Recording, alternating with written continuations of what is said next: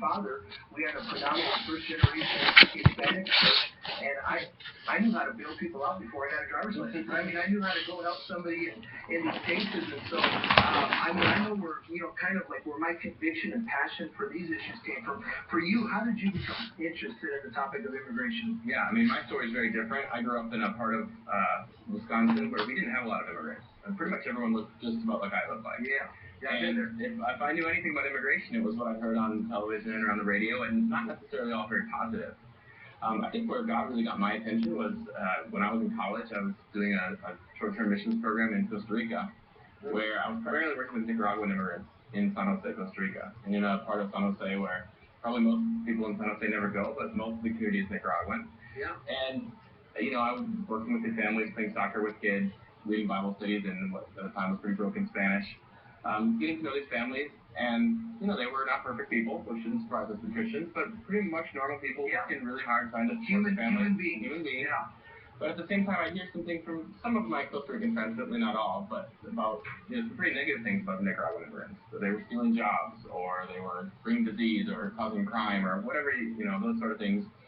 And I realized, oh, those are the things you sometimes hear about immigrants in the United States as well. Yeah. But they didn't quite fit with what I was experiencing with my friends there in that neighborhood in San Jose. Yeah. So, and at one point I asked one of my Nicaraguan friends, so, you know, why would you come here? Seems like you work extremely hard, don't get treated very well. Why not? You know, why was that appealing? And they said, you know, Mateo, here we've got food on our plates. We've got, you know, a little bit of money to send back to our parents in Nicaragua, and that's all we can ask for. And that really stuck with me as I came back to the U.S., here to the Chicagoland area. Yeah. Where there's plenty of immigrants. When I was in college, you know, they're all around this area, but I hadn't necessarily built relationships with them. Right. And that really started, you know, led me into a journey of wanting to really wrestle with what does it mean for me to love my neighbor when the neighborhood where I was living was changing, and there was a lot more immigrants from Latin America, from other parts of the world.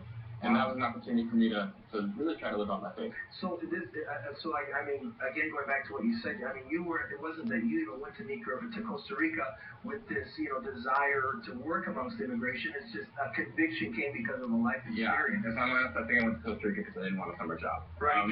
Well, that's a great place to go. So God had plans for me and really got my attention there. That's amazing. That's amazing. So your title, your official title is U.S. Church Training Specialist with World Relief.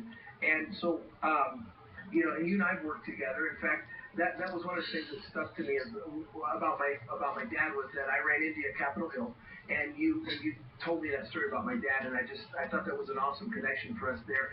So with your title and what you do with World Relief, why don't you know, what's your message to the local church as they kind of go through this complex issue of immigration? Yeah, I think a lot of churches are really wrestling with how to respond to the arrival of immigrants to the United States. You know, most of us know enough to know we should love our neighbors. Yeah. We also know that Romans chapter 13 tells us to be subject to governing authorities. So when some immigrants are here unlawfully, a lot of Christians feel tension there. And sometimes I think it's easy to bury our heads in the sand and pretend, you know, not deal with this.